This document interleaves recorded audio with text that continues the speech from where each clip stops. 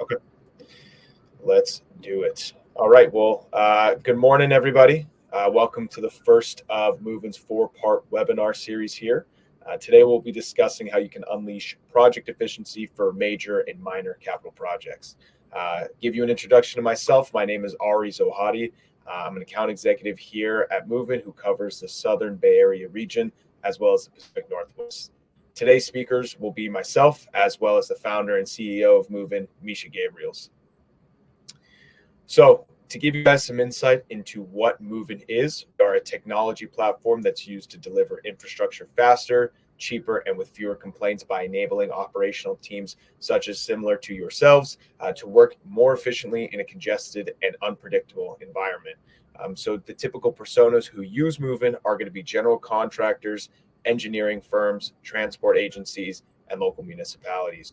We're utilized across the United States as well as United Kingdom, Australia, and New Zealand. Cool, thanks, Ari. So just reiterating, my name is Misha Gabriels, the founder and CEO of Moven. What we're going to be talking about today is capital improvements, capital projects.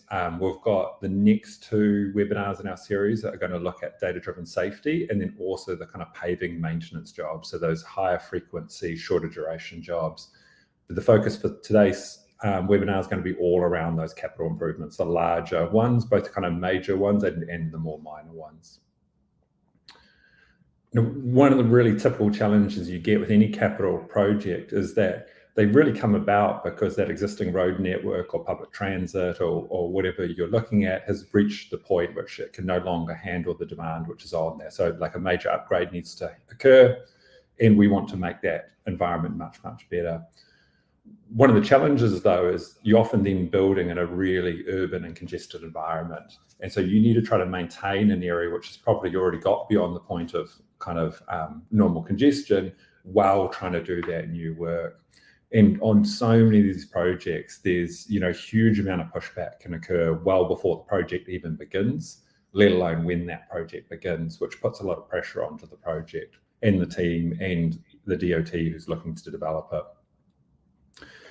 When you kind of look at that, that really falls into a couple of different categories which we see. So one is just fundamentally there's a real lack of appetite, obviously, and a fear about that community or constituent disruption. So any of these projects got a lot of pushback if anyone's impacted by that, which makes it really, really challenging to get them across the line and to deliver them, as well as I've already mentioned, that process of trying to keep the traffic moving and avoiding any kind of undue impact there.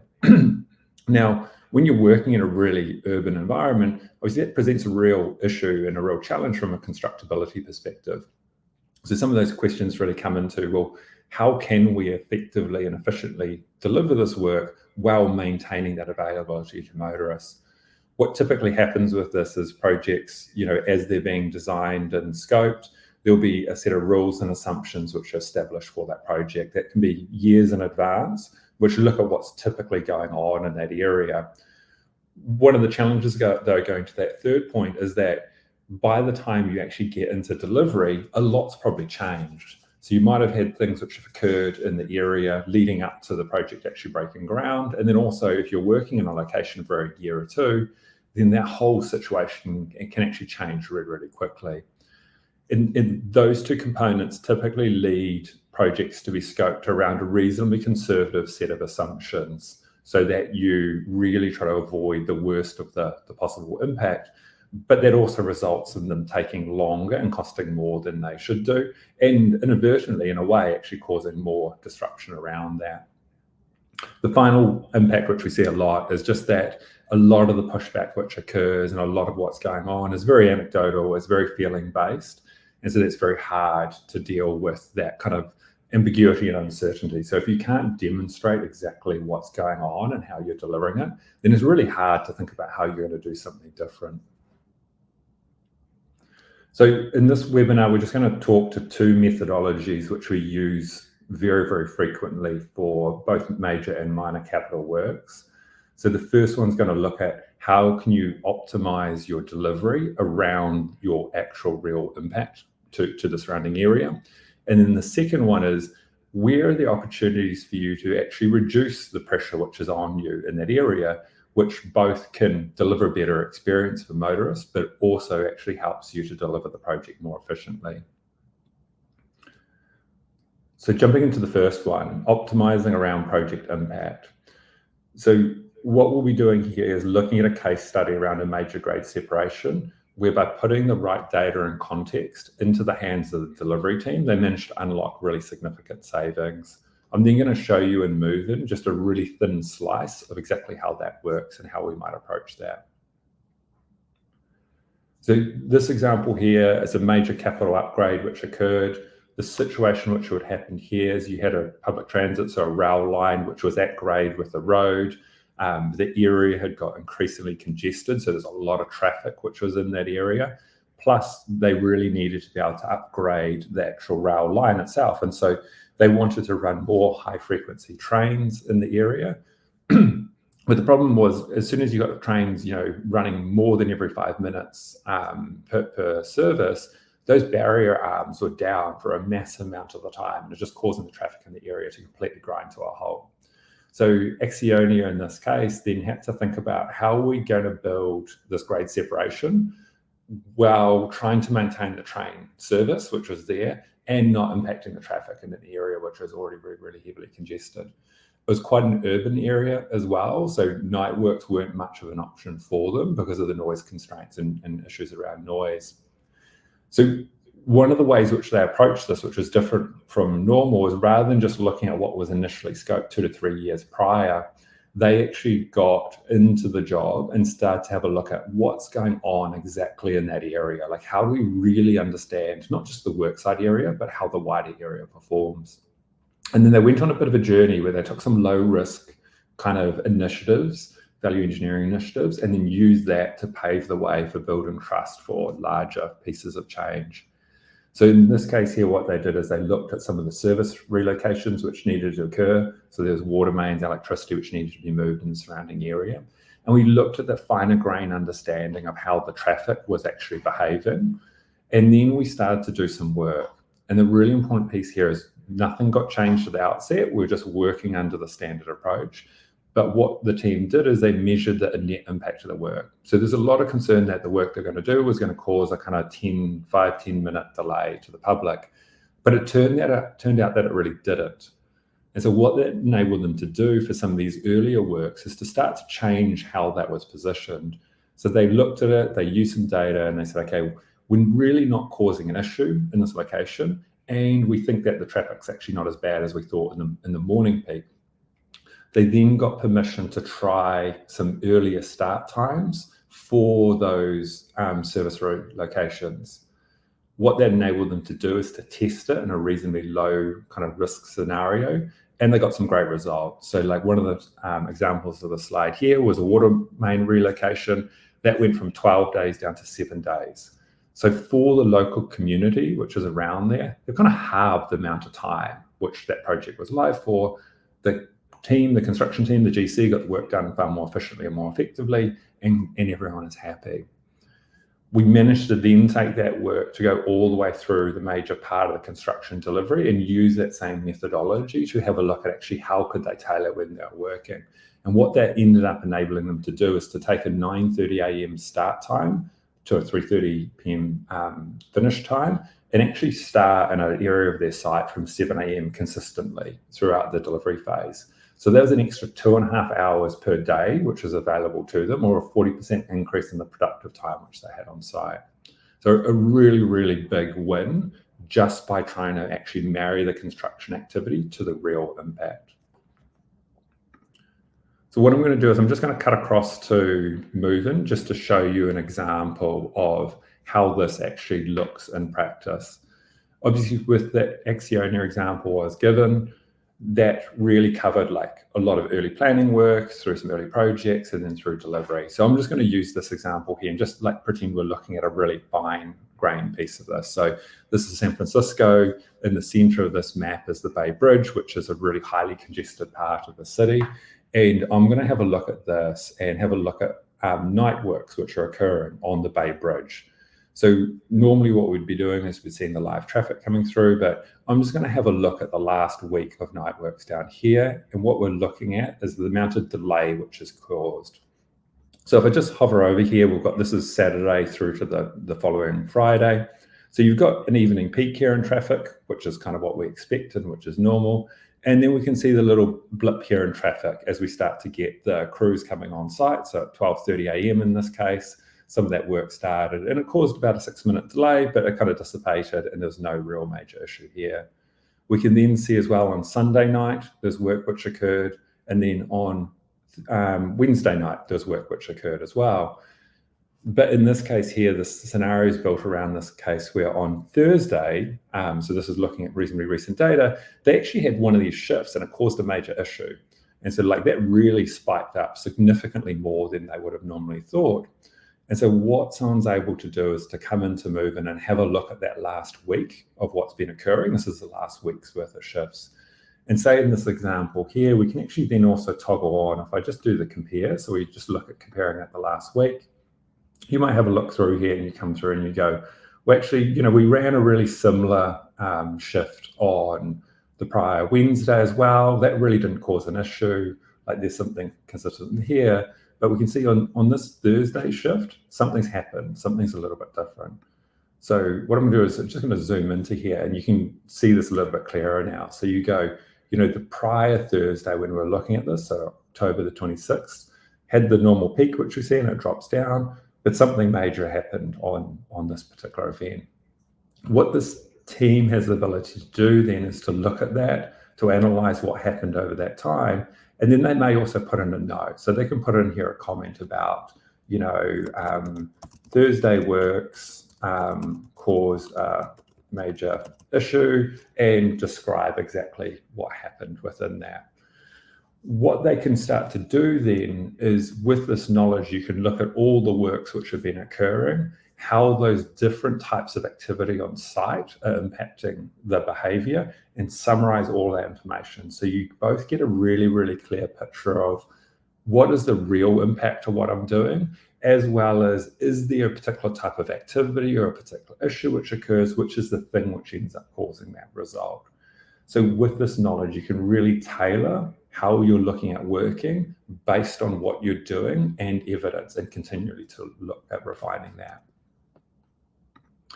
The last thing I'm just going to really quickly show is, so if we look at this particular location here and we're thinking about how they might look at this from a planning perspective then, and a planning based on what's currently going on, I can flick over to the planning tab. And so then we're looking at this particular section again, and we can take all of the most recent traffic information into account to understand what this looks like. So I'm just going to scroll down here, and this is going to show us the delay profile from midnight to midnight. But because in this case we're working nights, I'm just going to flick this over to the night view and a pessimistic view. So the kind of worst case traffic scenarios which we're seeing, just so we see a different picture in the way which we kind of think about the work occurring. And in this location here, we're going to say that the normal start time is 12:45 p.m. and they've got to get off the road at 5 a.m. So what you can immediately see in Move-In is you get a picture of what's been occurring coming up to this and the history of the traffic behavior which is coming up. And you can see when that typically dies down, as well as when you're looking to work. And it's really easy for you to just adjust when you're looking at those kind of working windows and where you can work, and tailoring that around it. Now, there's two really strong things which come up here. So one is that when we start to look down on different days of the week, there are noticeably different patterns from Monday to Tuesdays, Wednesdays to Thursdays. And so you can really tailor the work around that. What we can also do is look at what happens by direction of the road. So while on the eastbound direction of the road, there's clearly an evening peak which is coming through, there really isn't much of a morning peak. So it's a one-sided peak, which is a bit different from what you might have thought. Where in the west side, so if we're looking at the teal route, we can see both the morning and afternoon peak. So it gives us this rich information for planning and understanding.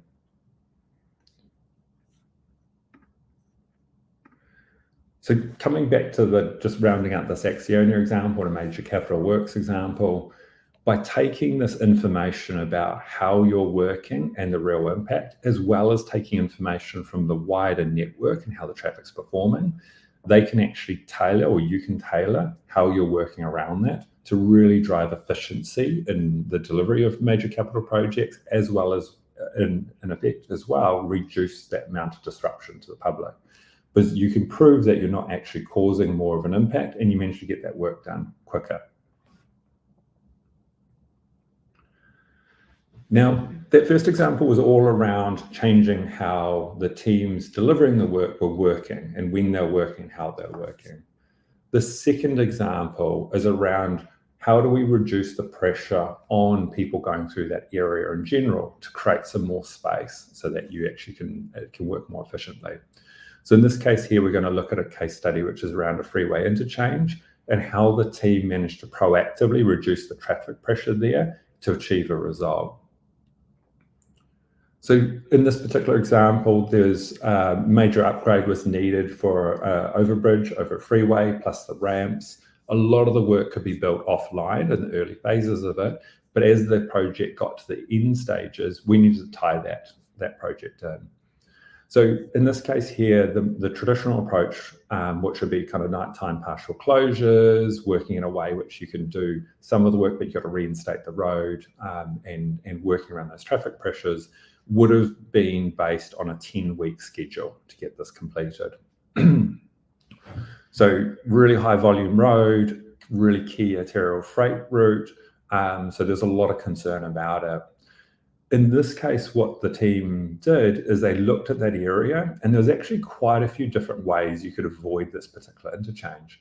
But in a traditional sense, you can never kind of put out dynamic physical signs in the way you normally would do it. So it's a static sign. You're getting most of that freeway traffic coming off onto a detour route. Now, there can be a lot of pushback from the local municipality, and you also have to worry about that detour route like materially failing and causing an issue. What they managed to do with Movin was they looked at all the possible detour options. So we ended up building 17 different paths which people could take around the site. And then we used mobile variable message signs or changeable message signs to broadcast live travel advice as people approach the area. Now, those boards are brought back quite far away from the area. So by doing that, you could both alleviate some of the pressure from people who could just kind of avoid it. But we also ended up providing a significantly better experience for the motorists. So instead of driving up to this kind of construction area and seeing delays ahead and going, thanks, I'm kind of stuck in the traffic, that wasn't that helpful, what we did is gave tailored journey advice. So you'd see it was 7 minutes on Leeks Road or 23 minutes on Sawyers Road to get to M80, which was the next major area which people were going to. And so by being able to push that traffic over multiple detour paths, what the team was able to do is they were actually able to complete the work in 5 weeks rather than 10 weeks because they could work significantly harder through those periods. So it was a real big, effective change and improvement from a construction and construction efficiency perspective and a safety perspective. But also actually was a really big win for those local communities because it meant this project was completed significantly quicker. And I think the really outstanding result for the team on this one here is because they've been so proactive and engaged so well through that live travel advice, they actually ended up getting 0 complaints at all around this major piece of infrastructure being delivered, which they were quite worried about coming through. But there's a really, really great result for the client. So what I'm going to do now is just jump to like a smaller example of this within Movin. So again, you can kind of get a sample of like how some of that decision making may come about and how that would look.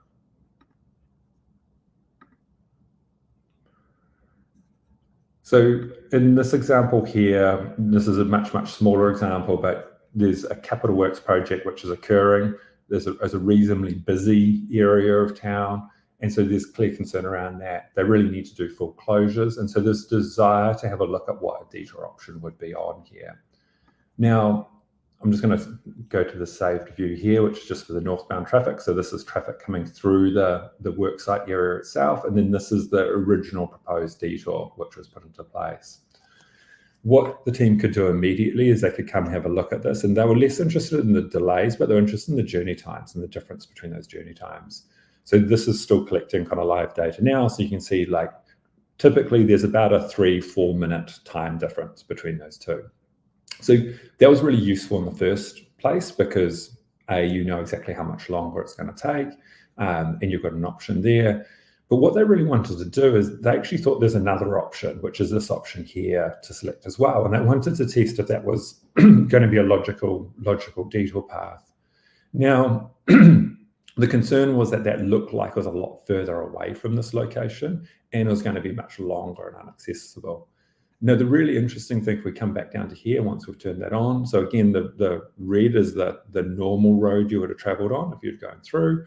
The yellow, the one which looks like it was further away, was actually significantly more consistent in its journey time and closer to its journey time. So when we look at this, it actually creates quite a viable detour option. And it's only kind of 2 minutes additional traffic, which clearly for any kind of construction-related delays, it's going to be quite a lot quicker often to take that detour path than it would be going through that area. Now, this picture gets improved significantly more if you actually have the ability to take this and give people two options. So as you're approaching this area here, what we can do is we can put a mobile VMS board out, which kind of notifies of the detour in the two paths. And then as you come up to here, again, you get potentially two different destinations here with two different travel times. So even at its most basic level, if that helps to split some of the traffic, which is a more localized traffic, to some of the traffic which is further away traffic, that immediately takes some of the pressure off this single detour route, enables that detour route to perform better, and gives them the ability to do this work on the main stretch of road more efficiently. One of the things which is really, really important for this, though, is when we're doing this, we can actually monitor live what's going on with those routes. So if something emerges and there's an issue, one thing is that obviously the detour advice will automatically change, the logic of movement will adjust that, but also the construction delivery teams or the DOT or whoever is involved can actually see that that KPI has been breached. They'll get an SMS notification or they'll get an email notification telling them that something's gone wrong, and then they'll be able to react and have a look at that. So that ability to see and audit and check is really, really important when you want to get that confidence in delivering in a different way. So coming back to this case study and examples like this, we see this as such a powerful example of a methodology which can be used to take the pressure away, reduce the complaints associated with a piece of work, and fundamentally deliver the work more efficiently. So one of the great things in an example like this is that it's delivering both better outcomes for the city as well as making a more efficient, safer, and better environment for the people who are working. So there's often perceived to be like a real or scenario going on there. You can only do one or the other. But we repeatedly find that if you're thinking about things, if you're putting the right data and evidence in front of the right people, and they can use that in their positioning and they're thinking about how they deliver a project, it doesn't need to be an or. There doesn't need to be that same trade-off. There's actually a real opportunity to get, holistic improvement and benefits for all parties involved without that kind of fear of that disruption, that key thing which makes this often quite complicated.